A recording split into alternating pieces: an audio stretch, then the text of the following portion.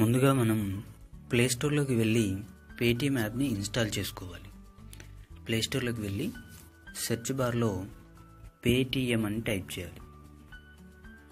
Paytm అని type చేస్తే మనకి పేటీఎం యాప్ వస్తుంది.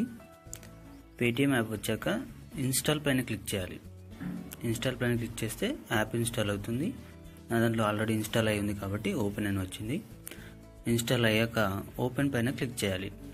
ఓపెన్ పైన క్లిక్ చేసిన తర్వాత మనకి పేటీఎం యాప్ ఈ విధంగా ఓపెన్ అవుతుంది. పేటీఎం యాప్ ఓపెన్ అయింది. ఇప్పుడు పేటీఎం యాప్ ఓపెన్ అయిన తర్వాత కింద చూసినట్టయితే మనకి హోమ్, మెయిల్, లాగిన్ అని ఉంటుంది.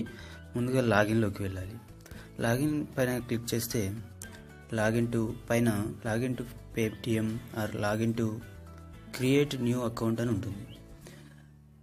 ఆల్రెడీ పేటీఎంలో అకౌంట్ ఉన్నట్టయితే లాగిన్ ప్రెస్ చేయాలి. అకౌంట్ లేనట్టయితే న్యూ అకౌంట్ క్రియేట్ న్యూ అకౌంట్లోకి వెళ్ళాలి. క్రియేట్ న్యూ అకౌంట్లోకి వెళ్ళినట్టయితే మనకి ఇక్కడ మొబైల్ నెంబరు, ఈమెయిల్, పాస్వర్డ్ అడుగుతుంది.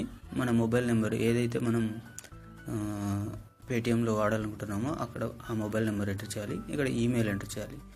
ఇక్కడ పాస్వర్డ్ మనం ఏదైతే పాస్వర్డ్ పెట్టాలనుకుంటున్నామో ఆ పాస్వర్డ్ ఎంటర్ చేసుకోవాలి. ముందుగా మొబైల్ నెంబర్ ఎంటర్ చేసి మెయిల్, పాస్వర్డ్ ఎంటర్ చేసిన తర్వాత సైన్ అప్ పైన ప్రెస్ చేస్తే మనకి ఒక ఓటీపీ వస్తుంది మన మొబైల్కి. ఆ ఓటీపీ ఎంటర్ చేస్తే మనకి అకౌంట్ క్రియేట్ అయిపోతుంది. నాకు ఆల్రెడీ అకౌంట్ ఉంది కాబట్టి నేను లాగిన్ పైన క్లిక్ చేస్తున్నాను. లాగిన్ పైన క్లిక్ చేసినట్టయితే మనకి ఇక్కడ మొబైల్ నెంబర్ అది ఈమెయిల్ అడుగుతుంది. ఇంతకుముందు సైన్అప్లో ఏ మొబైల్ అయితే నెంబర్ అయితే ఇచ్చామో ఆ మొబైల్ నెంబరు, ఆ పాస్వర్డ్ ఎంటర్ చేసి మనకి సెక్యూర్ లాగిన్ పైన క్లిక్ చేస్తే లాగిన్ అయిపోతుంది. ఇప్పుడు మనం పేటీఎంకి లాగిన్ అయ్యాం. పేటీఎంకి లాగిన్ అయిన తర్వాత హోమ్లోకి వెళ్ళాలి. హోమ్ ప్రెస్ చేసిన తర్వాత హోమ్లో మనకి పైన చూసినట్టయితే pay, add money, passbook, agent pay అని ఉంటాయి. మనం ఎవరికైతే డబ్బులు పంపాలనుకుంటున్నామో వాళ్ళ పేటీఎం వాలెట్కి పంపాలా లేక బ్యాంక్ అకౌంట్కి పంపాలా ముందు డిసైడ్ అవ్వాలి. బ్యాంక్ అకౌంట్కి పంపాలనుకుంటే పాస్బుక్లోకి వెళ్ళాలి. పాస్బుక్ పైన క్లిక్ చేస్తే మనకి పాస్బుక్లో మనకి మన బ్యాలెన్స్ ఎంత ఉందో చూపిస్తుంది. బ్యాలెన్స్ కింద మనకి send to bank account, send money to bank అని ఉంటుంది. సెండ్ మనీ టు బ్యాంక్ పైన క్లిక్ చేస్తే ఇక్కడ మనకి అమౌంట్ ఎంటర్ చేయాలి. ఎంత అమౌంట్ అయితే సెండ్ చేయాలనుకుంటున్నామో అమౌంట్ ఎంటర్ చేయాలి. ఇక్కడ మనకి అకౌంట్ హోల్డర్ నేమ్ ఎంటర్ చేయాలి.